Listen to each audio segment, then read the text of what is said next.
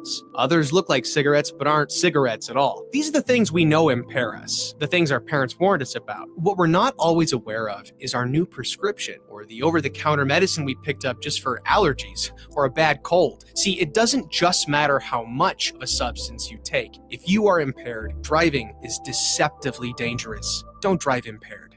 Paid for by the NDOT Highway Safety Office. Nominations for the Step Forward Awards are now open. These awards are the state's most prestigious awards for volunteerism, and we need your help to find outstanding volunteers from your region of the state. If you know a volunteer who deserves to be honored for their service, visit serve.nebraska.gov and click Nominate Now. Nominations must be submitted by June 1st. Paid for by Serve Nebraska, aired by the Nebraska Broadcasters Association and this station. Sometimes I just cannot believe all the storms we've gone through here. I can only hope that we'll be able to leave this house to you one day, baby. You're our legacy. Planning for these disasters will make sure we're safe, and is the best way to protect that legacy. Protect your legacy. Visit ready.gov/plan for the tools and tips you need to start your emergency preparedness plan today. Brought to you by FEMA and the Ad Council. If you came across someone struggling with hunger, how would you recognize them? By their clothes, their age, the way they speak? Would you notice a 16-year-old boy who got his first job? Not for extra spending money, but to help feed his little sisters? Or a mother who's in between jobs and sometimes goes to bed hungry so her kids can have dinner? Or a 14-year-old girl who signs up to every after-school activity, not to make friends, but just to get something to eat? Or a retiree who fell ill and had to choose between getting medicine or groceries. I am the one in 8 Americans who struggle with hunger. People you pass by every day but never knew were hungry. I am hunger in America. Hunger can be hard to recognize. Learn why at IamHungerInAmerica.org. Brought to you by Feeding America, 200 Food Banks Strong, and the Ad Council. Early break. Get after it. So you're getting coffeeed up at the mill? Yeah, so I walk over to people. Would you be willing to come on every day? Is there something that you'd be able to do? You know what, actually, I got a lot of things to say. If you please, every Friday, at least before a game, Coach, we'd love to have you. It'd be a riot. With Steve Sipple, Jake Sorensen, and Bill Bush from 6 to 9 every weekday morning on 93.7 The Ticket and theticketfm.com. This is Lincoln's home for sports talk on the FM dial. Also online at theticketfm.com. On the internet. KNTK FM Firth, 93.7 The Ticket. I could tell something wasn't right. My buddy Jake just wasn't himself. He seemed down. I was concerned about him and asked if he was thinking about suicide. We all have a role in preventing suicide. Know the warning signs. They may not seem like themselves, be depressed, withdrawn, stressed, agitated, or talking about suicide. Call, text, or chat 988 for 24/7 support. Paid for by the University of Nebraska Public Policy Center, aired with the Nebraska Broadcasters Association and this station. This is the Don't Punt Hour with former Nebraska receiver. Throwing over the middle, completes the pass. He's got speed to the end zone. Touchdown! 45 yards. And return specialist. This time he beats the kicker and one more. Demorne Pierson-El. Only does the sideline have confidence in Pierson-El, but Pierson-El has confidence in Pierson-El. On 93.7 The Ticket and theticketfm.com. Powered by the Teammates Mentoring Program.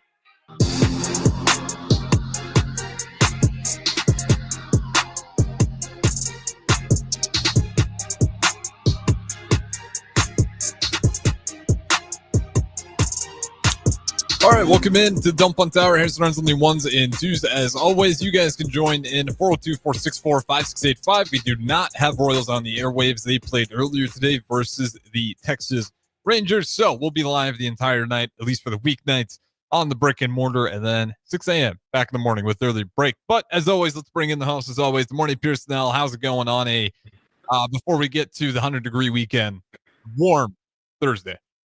Not too bad, enjoying things. It's a nice weekend for baseball. Maybe the finals are in tonight, so it's a nice sports weekend. Is it a beautiful weekend for baseball if you're out there in Omaha when it's like 100 degrees? That'll I know be you all like right. I mean, it could be worse. It's fine. it. Could be worse. If you got German skin like me and you got a really fair hide, be smart. Wear some sunscreen. I'm still. I noticed like my hands are still peeling from Arizona. Good morning, Pierson-El. It's You're crazy. still burnt, huh? Apparently, dude. I just wake up and I'm like losing the skin. It's crazy. So, not woe is me. That's what I get for going out there in the blazing sun, knowing what my skin is. So yeah, just be careful. It's going to be absolutely blazing outside over the weekend. And if you're going to the College World Series, definitely check out Blurred Tailgate. We were out there. We will no longer be there, but we might even have some tickets out and head back out there just because it was that much fun. And they have a tent where there's shade. So if that's what you want to do, definitely check that out. We'll start with just some very minor news. Maybe it's some bigger news, and then we'll get more into the NBA Finals. We'll talk NFL. Shedeur Sanders isn't doing himself any favors. Twice now within the same month. Earlier in the week, I saw Colin Cowherd really go off on the first arrest. Got 146th pick or 144th in the draft, saying that he tried to reach those numbers on the speedometer. First time he got arrested for speeding, it was like 140 plus miles an hour. Just got again not too far ago, going 110 miles an hour. Good morning. What is it with just people speeding all the time? And like when you're a young player with Shedeur, who's already got a really magnified, I mean, he's a lightning rod, whether it's fair or not. Are you surprised at all to see him just kind of acting recklessly twice within the same month already? I feel like each year we see something with speeding and everything like that. We've seen it with the Vikings, Jordan Addison. Yep. He had his situation, so twice in the same month is crazy though. Both times clocking well over 100. I mean, it's a bad decision. I understand you have a fast car. You may be trying to get somewhere. I don't know if it was.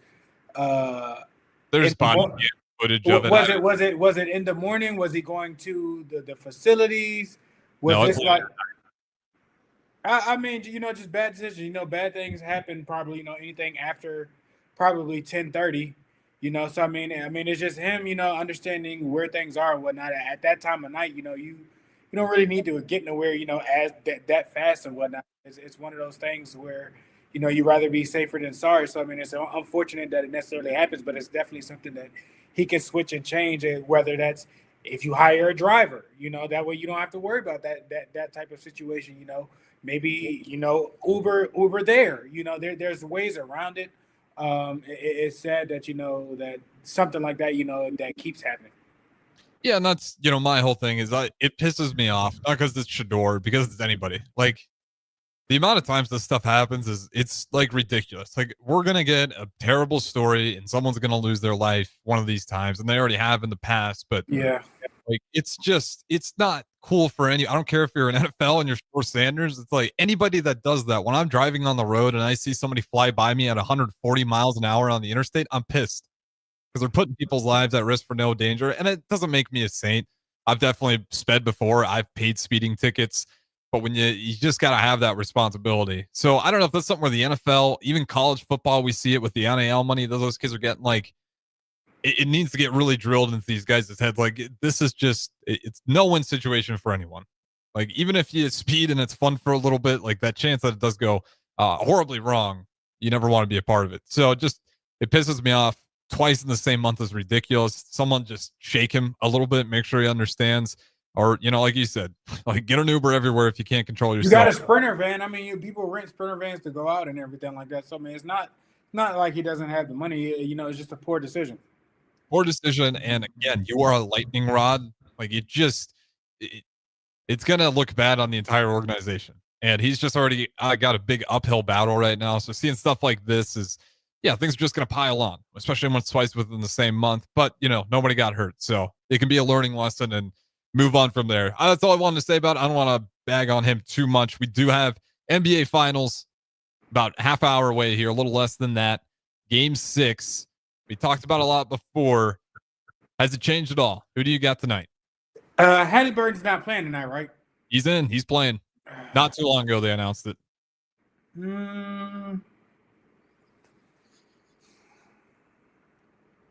I just don't trust. I don't trust Indy. Like I want Indy to win. I think they can. It is in Indiana too, if that makes a difference. Yes, I want them to, but they're just too inconsistent now. With their track record after a bad game or a close game and everything like that, they usually shake things off and whatnot. I think OKC just is a little bit too much to handle tonight. Especially the way Williams has been playing. Like, again, we talked about it yesterday. He came off with 40 in their last game, postseason high for him.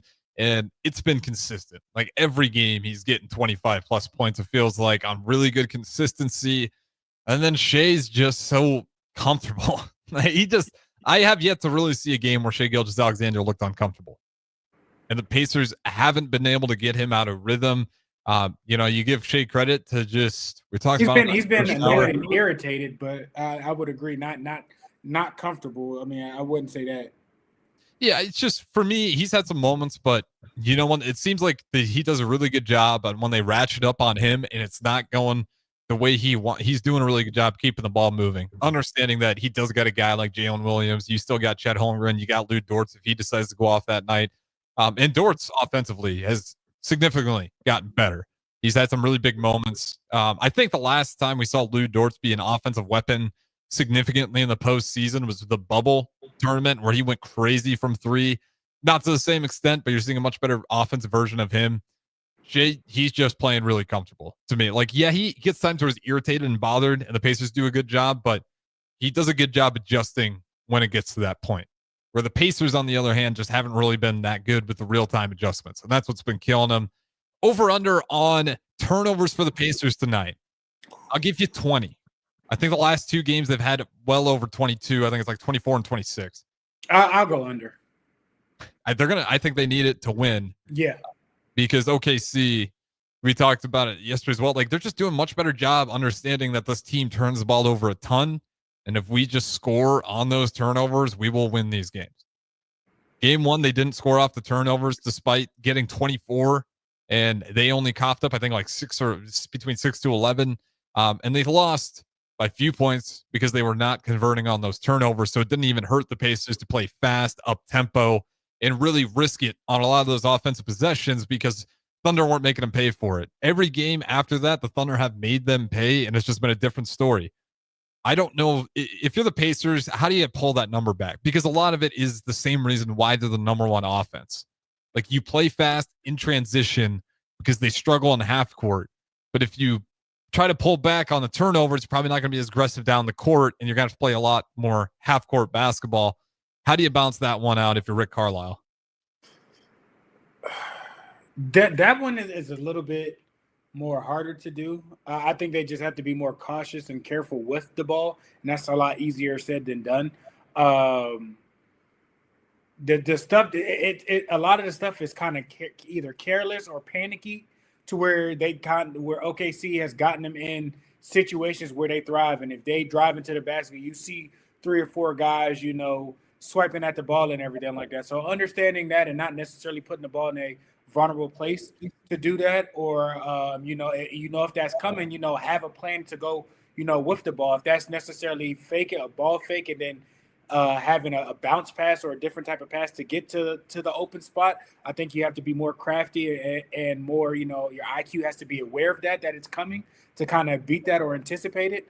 And then, in transition with stuff and everything like that, not playing too careless and too carefree to where it costs you. Because at times I feel like just because they're going and going and going, they kind of shoot themselves in the foot, and it puts a halt on a lot of things, or it puts them in bad situations. Like last game, the taking out the ball to the side, not taking out.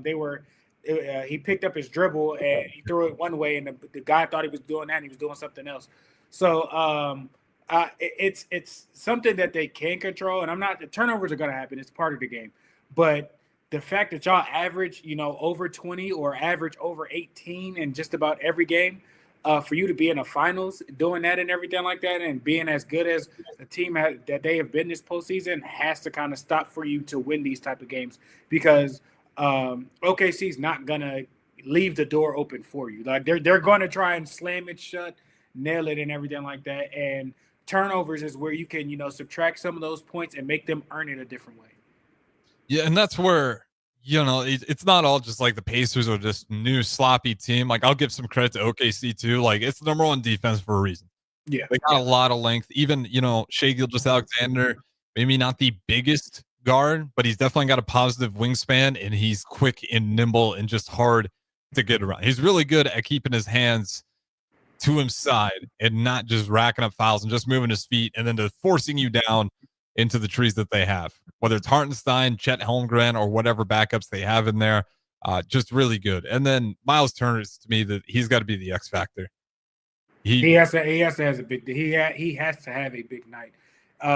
You're gonna need, depending on how Tyrese is feeling and everything like that, you're gonna need about 6 guys to step up.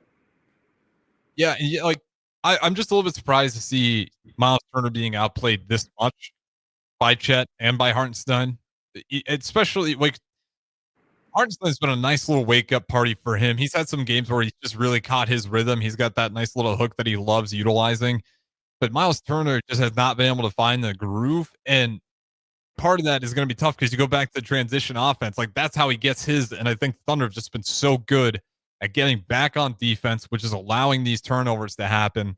So I think you get him involved. You just got to be more patient in those fast break sets. Whatever, I'm sure they got some fast break sets that they're running. In high school, it was very, very basic. You crash to the block, and if it's not there, you get out to the 3-point line. Whatever it is in the NBA, I'm sure they have plenty more actions after those just first 2.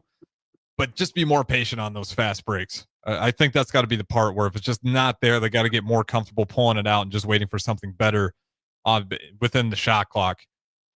Thunder, they just got to keep playing. I mean, is there anything that the Thunder need to switch up to win this series right now? Or is this just all on the Pacers to clean up their act?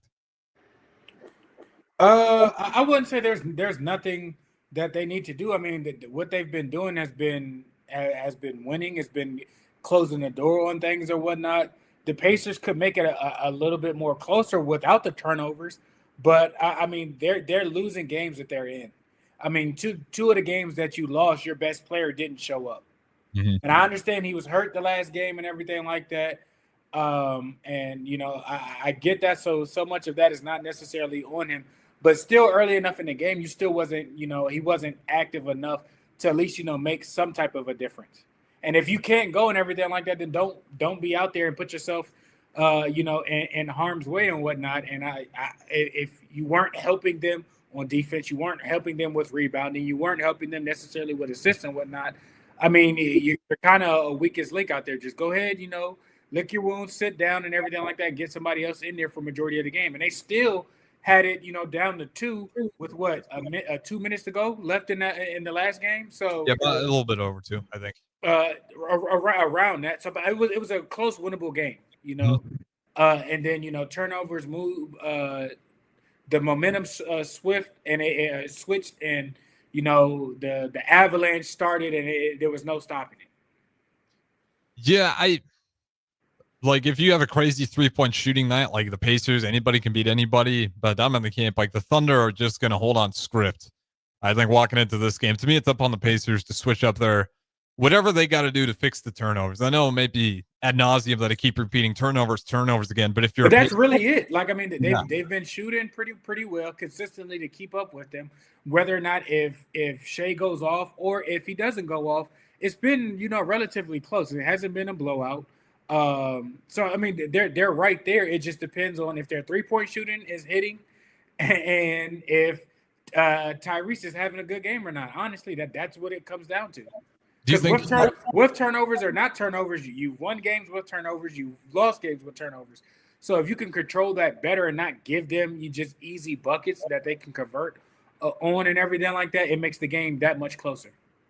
Yeah, and that's just the pattern that I see with the Pacers. I think it's just so important. It's like the games that they are winning, they're still kind of having those turnover woes, but the Thunder are just whiffing off those turnovers and really failing to punish them for it.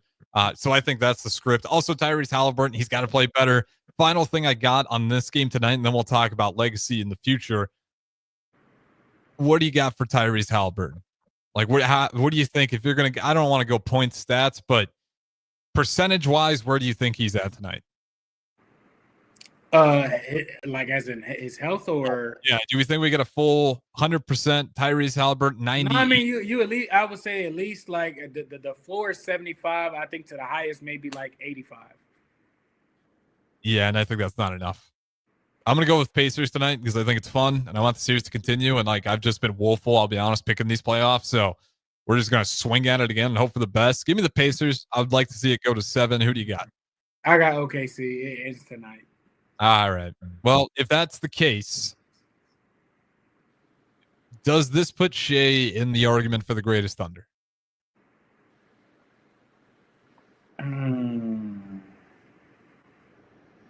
How many years was KD with the Thunder?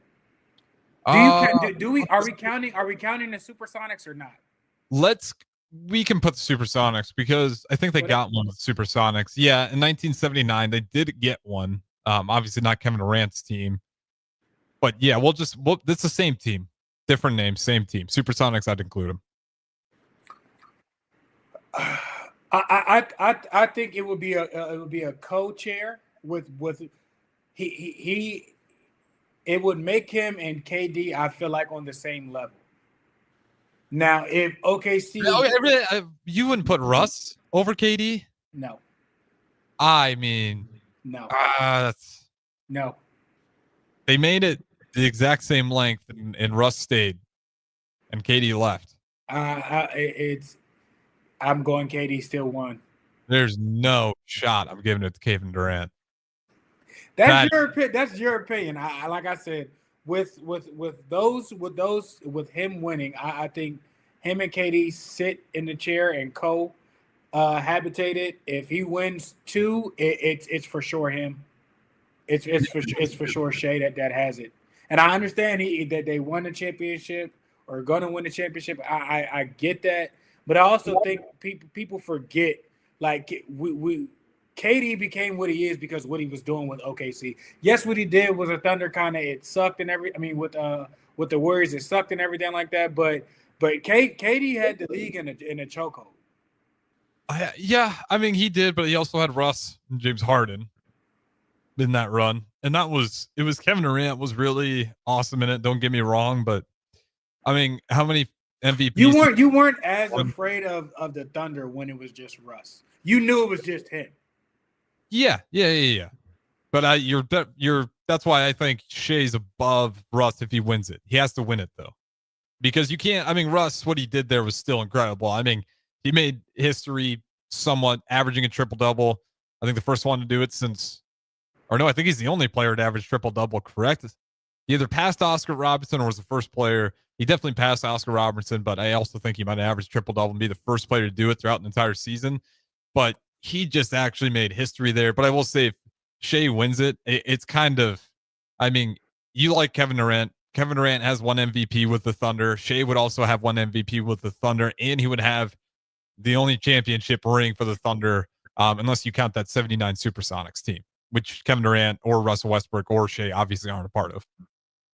Yeah, no, like I said, I think him and KD are sitting in a chair together if they win and everything like that, and then if he gets 2, it's him and it's his throne. 402-464-5685. Rank these Thunder players in the greatest Thunder to the worst. 1, 2, 3, or not the worst, but the least great. Kevin Durant, Russell Westbrook, Shai Gilgeous-Alexander. Assuming Shai Gilgeous let's just say if they don't win. If they don't win right now, it's Russ is the Thunder, and then Kevin Durant is the 2, Shai's the 3. Okay. Russ, the disrespect on Russell Westbrook, that's his That's team. not disrespect. Oh, it is such disrespect to give that to Kevin Durant the morning Pierson-El after he dipped and went why? the Warriors. So that one choice. I understand that, but I'm just saying off of, like I said, I understand Russ stayed there and everything like that, but I think people forget necessarily how good KD was arguably the best player at that point in time. This is, Steph was still coming up. This is still in prime LeBron between Miami and going back to Cleveland. KD was a top 3 player in the NBA still with OKC. Yeah, Jay's the number 1 player right now, according to the MVP. That's the problem. And Russ hasn't won an MVP while he was with OKC. So, and KD did. So that's what I'm saying. Like, that's not disrespect to Russ. Like, I think he's a heck of a player, but I just think in that jersey, player wise, basketball wise, and everything, it's KD. Russ won the MVP in 16-17. Yeah, still got KD. I'll fight for Russell Westbrook if you don't want to. He is. Kevin Durant burned too many bridges. If he was the king of OKC, there was an anarchy a while ago when he left to the Golden State Warriors. It's close. It's close. Yeah, okay. I can sit there with that. It is closer. It is not a mile, but I'm gonna go with Russ. And then unfortunately, if Shea breaks through, I think the fandom will be Russ. Like, I just think OKC has a for sure. I would agree with that. I think OKC hates Kevin Durant for sure. Yeah. It's a bad taste in their mouth. So for sure, fans wise and everything like that, yes, I would say Russ. Well, let's talk about KD a little bit more. The market's not looking as great as it once did. I think that's a smokescreen. It could be. I think that is a smokescreen. People don't know the draft necessarily is coming up and everything like that. Like, so you say a lot, but you have an opportunity to get a pure score that can help you win. Especially if it's one of those teams that are in the realm of chasing. Like, I don't believe that for 1 second. Man, you see that every year, with the NFL, where people, oh, no, we're not on that. Once the draft hits and everything like that, people take off and they go out and get studs. Well, I'll give you the context, and I think I know what quote I'm referring to. This is from Sam Amick on the Run It Back podcast, NBA Media. He was told, quote, "I think the Timberwolves are confused because in February, the Suns were sending a message to Minnesota that Kevin would be okay going there. They got that intel, except found out that, oh, wait, you're really not talking to Kevin. You don't actually know how he feels at all. So, maybe it's a bit of a smokescreen there, or I'll give him a little bit of defense. Wouldn't be the first time Kevin Durant's been mysterious about his business and where he wants to go. And the Suns, if they have tried reaching out to him and they just get not much there, they're trying to move him. So they're going to be like, yeah, you'd be okay going there. So could be an all-out lie, but I don't think I think it's not a lie they'd want to make. I think Kevin Durant probably is just hard to read sometimes, and I don't know how much communication they have with him right now. But where do you think he ends up? This thing keeps going. I thought it would be a Timberwolf, would be a great fit, but after this, smokescreen or not, maybe there are some more doors open, and it's not just the Timberwolves. I feel like if you're the Knicks, you have to make that move. You have to. I think plugging in Kevin Durant with that, and even if you got to give up Cat. I'll take that trade. I think both parties, benefit with Cat going down there and being with D Book. I think that would be, a nice switch off. Even if you give Cat maybe somebody else up and a few picks, that wouldn't be bad. But for Kevin to be in New York, playing off of Brunson and everything like that, and the pieces that they have there or can put around, you can go get you a solid pick. And man, if that's true, Tibbs is going to be so upset in the offseason if they get rid of Karl Anthony Towns and they bring in Kevin Durant, because there is a little bit if you are the Knicks, and this is a much better known question for the head coach and the GM. But there was murmurings that the team chemistry with Cat, especially in the playoffs and that Pacers series, was not great. That it wasn't just Coach Tibbs upset, Thibodeau, but maybe some of the players as well weren't necessarily appreciating the lack of effort and the settling for threes at times, or just the inconsistency. Anytime you get a player that great, that's inconsistent, that really ebbs and flows out of moments, same way Paul George gets criticized, James Harden gets criticized, it's gonna happen. So I think Cat maybe found himself a little bit in that territory. Could be all just hearsay, which it is hearsay. Let me give you that. That is just media reporting. But especially if there is chemistry issues, if you can get Kevin Durant, move on from Karl Anthony Towns, I like the Knicks making another run to the Eastern Conference Finals. For sure. And if the Celtics figure it out, obviously the Tatum story is interesting. I think give me the most surefire team we'll get out of here in the East, not knowing about Kevin Durant in the Knicks yet, that you think next year will be back or at least make a deep run. In the East? In the East. And then we'll do one for the West and get out of here. I think that'll make a deep run. I think it'll be Indiana. They're even if they're in the middle of the pack and everything like that, they have experience of on that run and whatnot. We don't know what's in Boston. We don't know who the head coach is going to be in New York. Miami, we don't know necessarily what that situation. Orlando just isn't there just yet. Cleveland, I like them a lot. I know they were hurt, but I would say I could go either Cleveland or Indy are the two teams.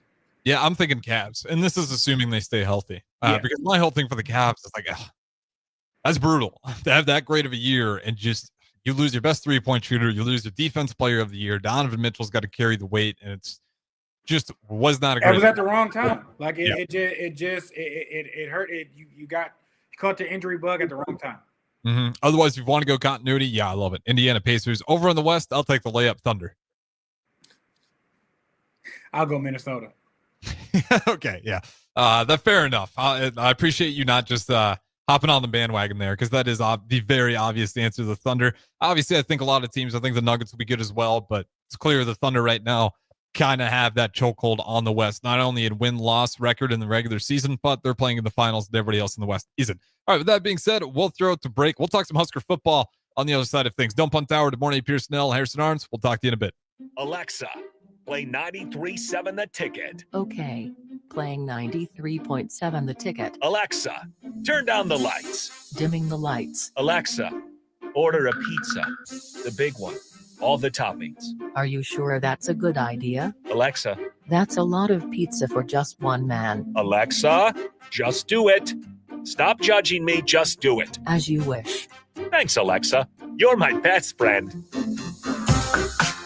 Are you looking to upgrade or improve the garage door on your home? This is Cameron Hall of Doors Plus. At Doors Plus, we guarantee to offer a wide selection of options from 5 leading garage door manufacturers as we deliver a free estimate, exact measurements, and rapid installation with a 3 to 5 week time frame. When you choose Doors Plus for your residential garage door needs, you'll work with our experienced technicians and be ensured that your new door seamlessly complements your home. Give us a call at 402-590-5800 or visit us online at DoorsPlusLLC.com. Doors Plus, garage doors, and more. Empower a child today with the Teammates Mentoring Program. Hope is only a conversation away when you choose to share your talent, time, and heart with the child. Together, you can build a relationship based on strengths and chart a brighter future, 1 week at a time. Find out how you can be a mentor by visiting LincolnTeammates.org. Become what you needed as a kid by joining the Teammates Mentoring Program today. In dealing with the high interest rates, it's very important that you get as much bang for the buck. And that's what our Remington Homes is all about. Bob Benish of Aspen Builders talking about Remington Homes, which makes the home building process easier and more affordable. People really enjoy being able to go to our website, which is remingtonlincoln.com. Pick a plan, pick a price point, go through and build it yourself. You have a lot of options, whether you want granite, whether you want painted trim or other upgrades. Those are all options with our Remington Homes. People do not want to be married to their house payment. They want to get a nice house with nice finishes in a great area for an affordable price. And that's what Remington Homes are all about. Home building is easier with a Remington home from Aspen Builders at 423-6811. Online at remingtonlincoln.com. remingtonlincoln.com. Get rid of pesky critters once and for all with Bats to Rats. Their expert team is here to help you reclaim your home. No more sleepless nights caused by crawling critters or flapping wings. Bats to Rats ensures a safe environment for every family member. Check the website at batstorats.com for amazing offers. And if you mention this ad, you'll receive $10 off your initial inspection cost. Call Bats to Rats today at 402-781-8691. That's 402-781-8691. Bats to Rats. Life changes, and sometimes that means changing where you call home. Whether you're downsizing, growing a family, relocating, or facing tough times, you shouldn't navigate it alone. I'm Laura Bonta-Bush with Woodsboro's Realty, and I'm here to guide you with all your real estate needs. As wife of football coach Bill Bush, I understand the importance of teamwork and making sure you are supported every step of the way with honesty, integrity, and compassion. If you're looking for a game plan to buy or sell your home, text or call me at 402-525-0843. That's 402-525-0843. Rosie's Sports Bar and Grill, open for lunch and dinner at 1501 Center Park Road, just south of 14th and Highway 2. Hi, my name is Molly Party. I'm a realtor with MP Dodge Real Estate. I'm a newly licensed agent and considered numerous brokerages before deciding on MP Dodge. I chose the company that gives me the most support in my new career, plus guidance and encouragement along the way. MP Dodge has a unique mentoring program for new agents. It's helped jumpstart my career and has a supportive management team and administrative staff. So if you're contemplating a career in real estate, look no further than MP Dodge. It will be the best decision you make. 93.7 The Ticket is proud to provide listeners with daily opportunities to win contests and prizes on our airwaves, and would like to take this opportunity to remind you of a couple rules. All participants must be 21 or older and must wait 30 days after winning a prize to participate in another contest. Once you win, you have 30 days to pick up your prize at the KNTK Studios, 1040 O Street in Lincoln, or your prize will be forfeited. Thank you for participating in our contests, and thank you for listening to 93.7 The Ticket. This is the Don't Punt Hour on 93.7 The Ticket and theticketfm.com. Powered by the Teammates Mentoring Program. Here is your host, DeMornay Pierson-El.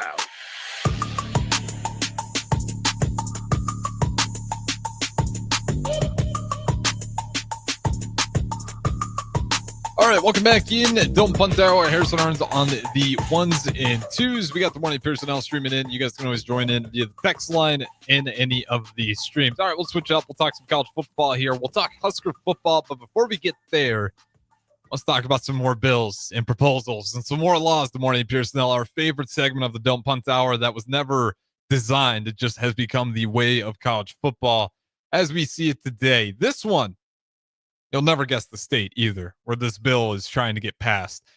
New Michigan bill would ban schools from complying with NIL investigations and prohibit requiring the reporting of NIL deals to the NCAA, CSC, period. Civil remedies are available for violations.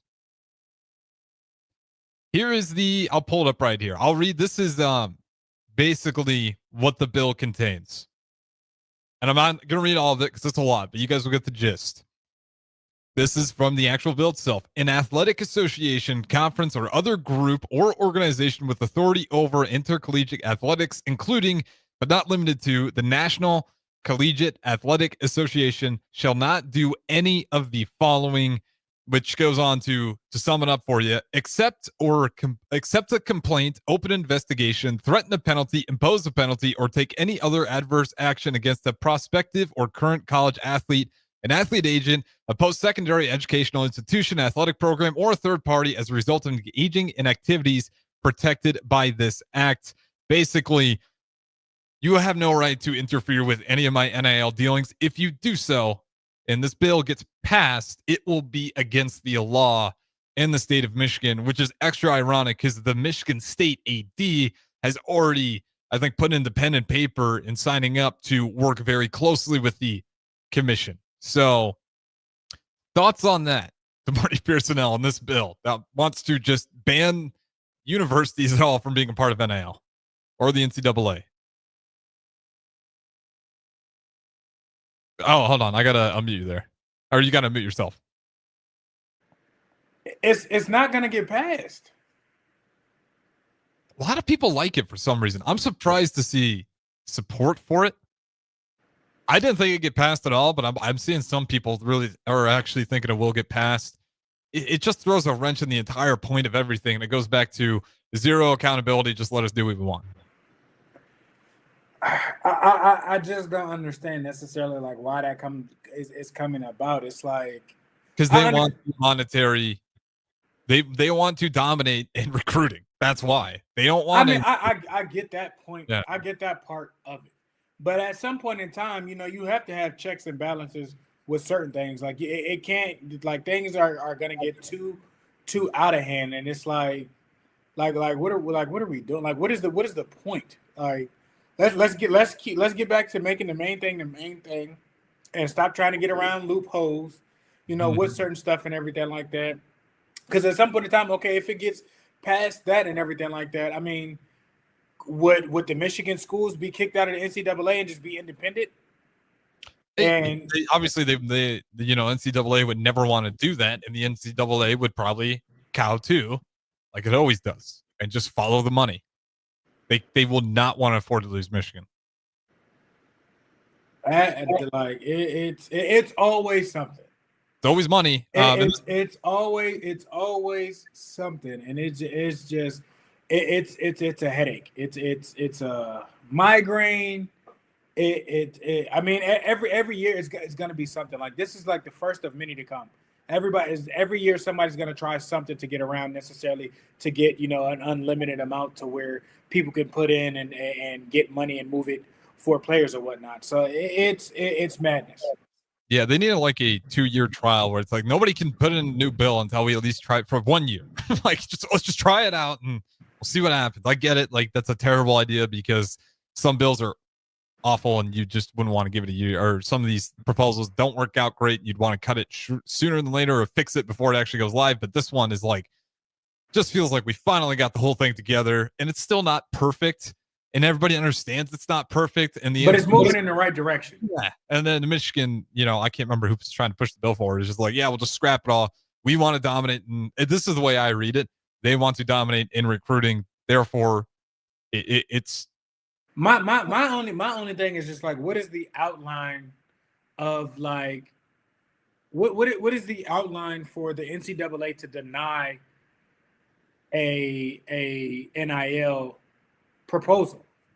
You know what I mean? Because like by definition, necessarily, like what does an NIL offer have to be for it to necessarily be approved? Like, is there a set limit? I understand that the university can pay only a certain amount of a particular athlete this amount, but what is it like? What is the frame of them to for an NIL deal to be approved, and what is it for it to not be approved? Realism.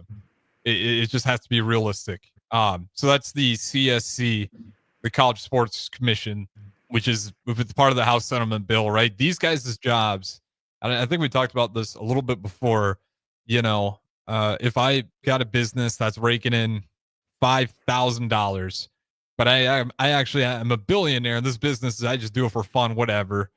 And I'm going to give Des Moines Pierson-El $1 million to rep my business that's barely getting by.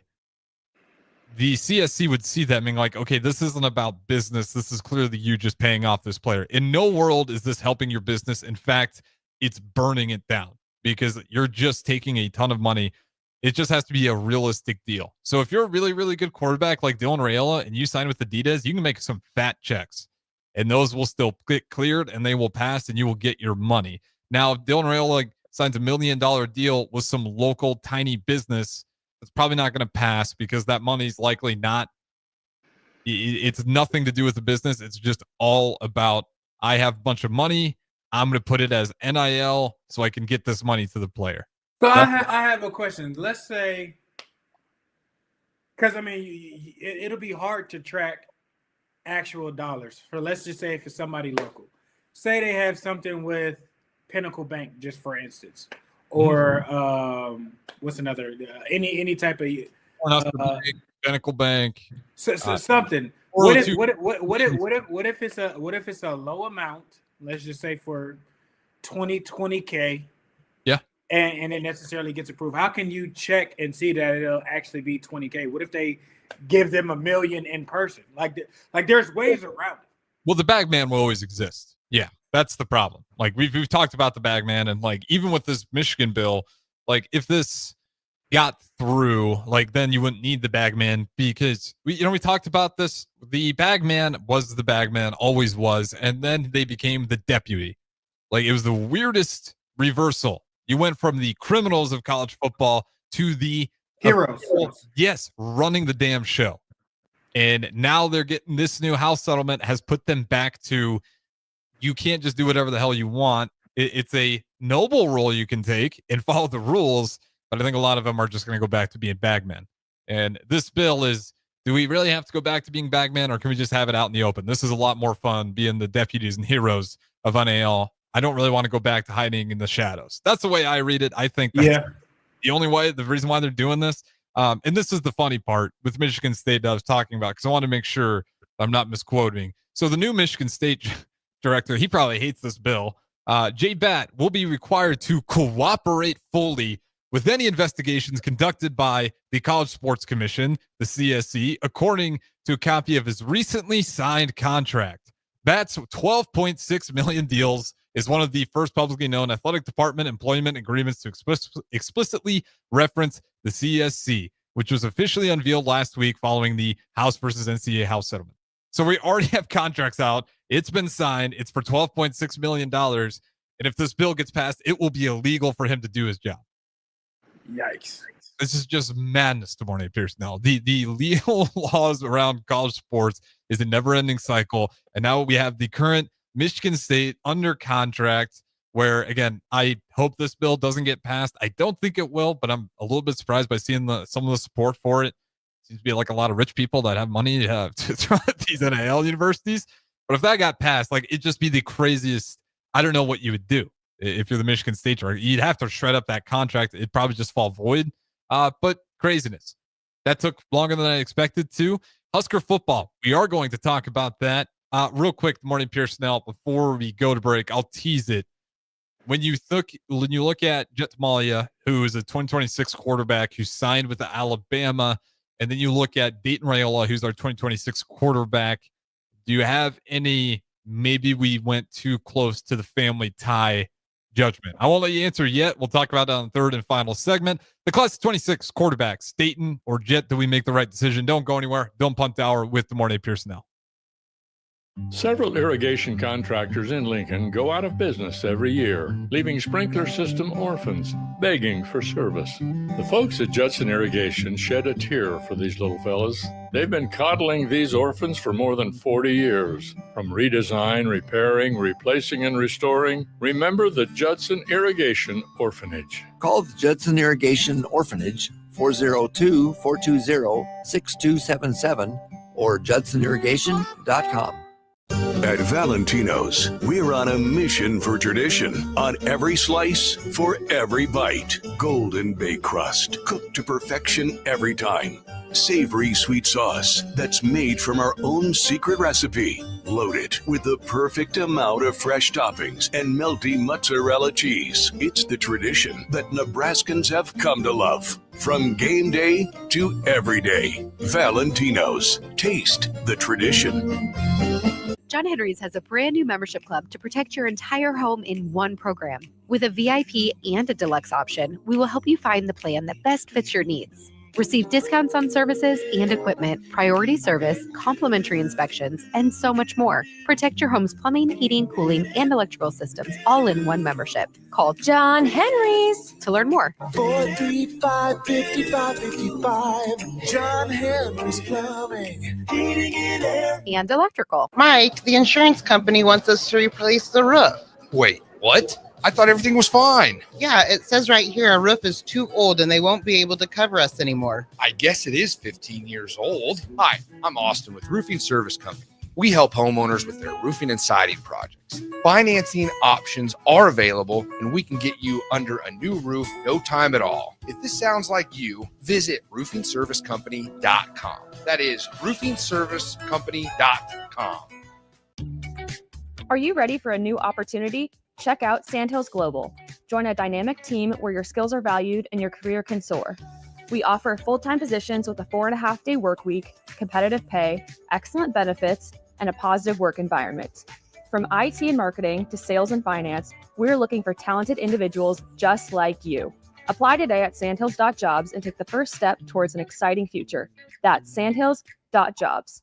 Don't wait, apply now. Start your Sundays off right with Jeff and Nicole Essink on Fitness Fanatics. Jeff and Nicole discuss health and wellness, how to achieve fitness goals, and more through the life of gym owners and gym goers. It's Fitness Fanatics from 9 to 11 a.m. on Sundays on 93.7 The Ticket and theticketfm.com. If you're working in your yard, remember never to place landscaping structures and fences too close to above-ground electrical equipment. It's unsafe and could cost you financially. Visit les.com for a complete fence and landscaping installation guide. Have you been injured in an accident and don't know where to turn? You need an attorney you can trust to handle your case with professionalism and compassion. The attorneys at Liberty Law Group understand that a call to an attorney is a call for help. If you've been injured, we want to help you. Liberty Law's experienced attorneys are committed to the pursuit of justice for those injured. Call Liberty Law Group and find out how we can help get you the compensation you deserve. Call 877-42-LIBERTY. 877-42-LIBERTY. Liberty Law Group. Trial attorneys you can trust. Wall to Wall Wine and Spirits is your place in North Lincoln to go for all your needs in wine, spirits, and beer. They also have a large variety of cigars in their walk-in humidor, and they have a top-notch walk-in temperature-controlled high-end wine room. Plus, you can enjoy free samples from their tasting bar. There's only one place to go for all your needs for spirits and cigars. That's Wall to Wall Wine and Spirits on North 27th Street in Lincoln.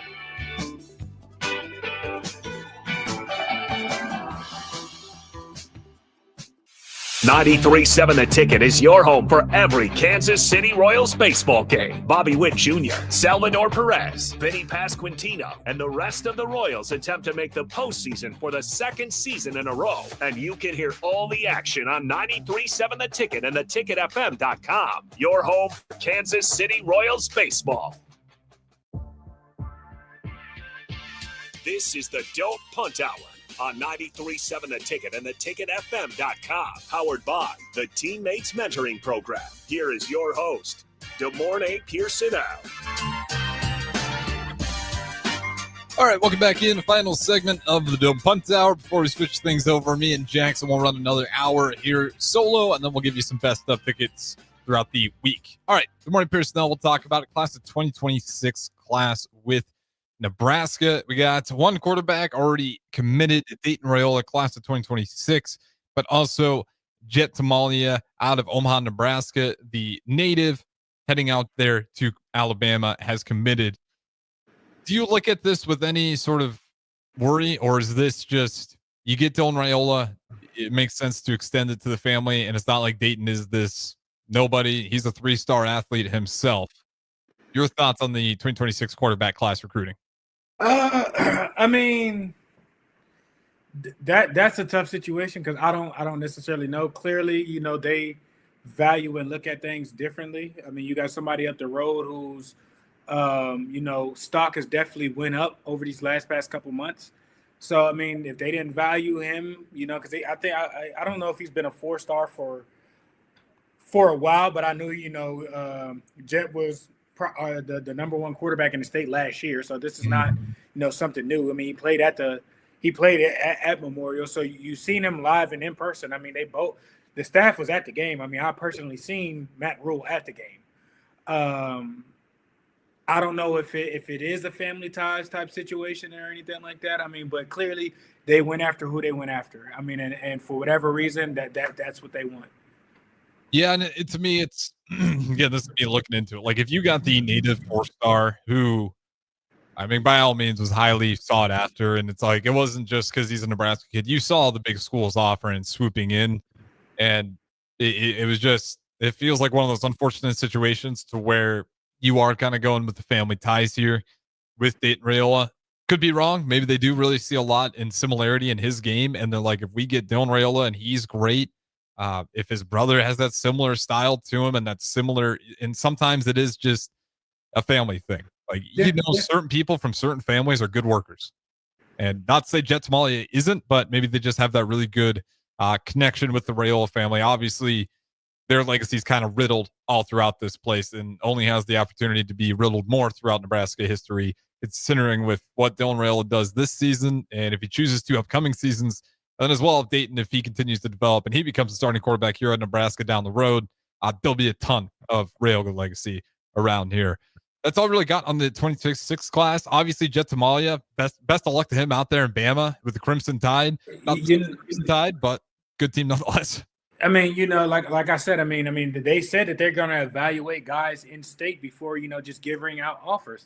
So, I mean, at what point in time, when was that evaluation, evaluated, and when do you, kind of get on it? Because I mean, I would say the past 6 months, for sure, Jet has definitely been blowing things up and taking things to a different level. So, I'm not saying they missed one or whatnot. I mean, they might have done their homework and it just wasn't a guy that fit their system. But I mean, these last couple of years, we've seen a lot of good quarterbacks in the state of Nebraska go elsewhere.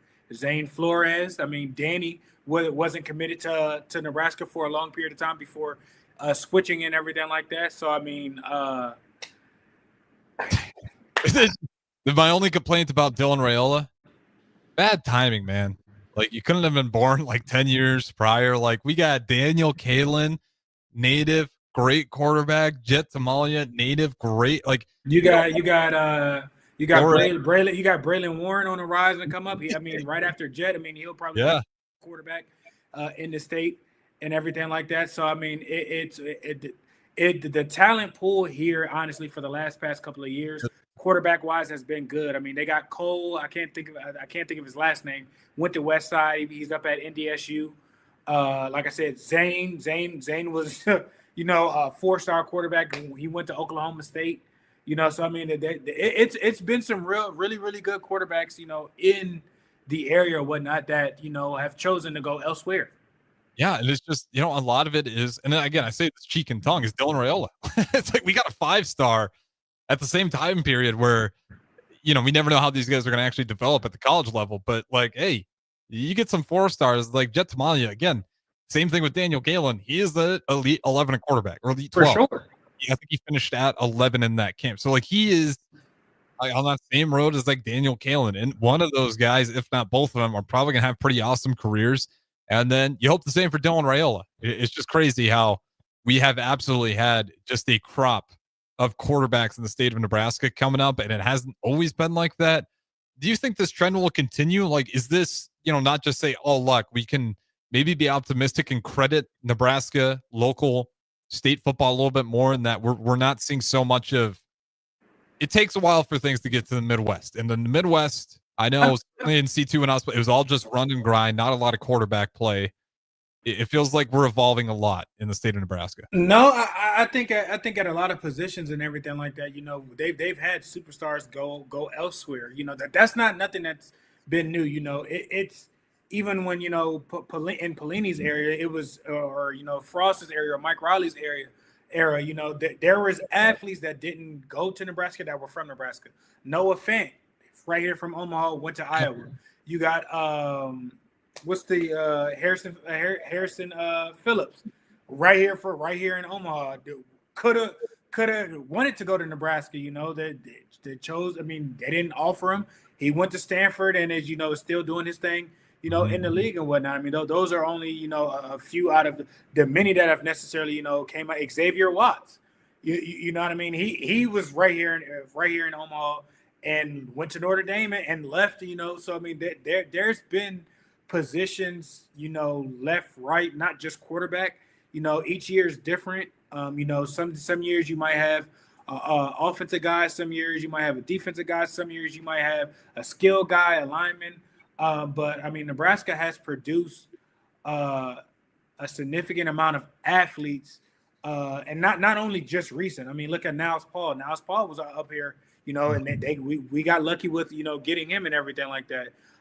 So they have athletes. Brandon Riley, from when I was going at school and everything like that, he played in the league for 3 or 4 years after being undrafted, after walking on at the university. So it's talent here. You just have to be able to keep it here. And I don't think Nebraska has done a strong job of doing that, year in, year out. Have they gotten better at it? Yeah, I think so.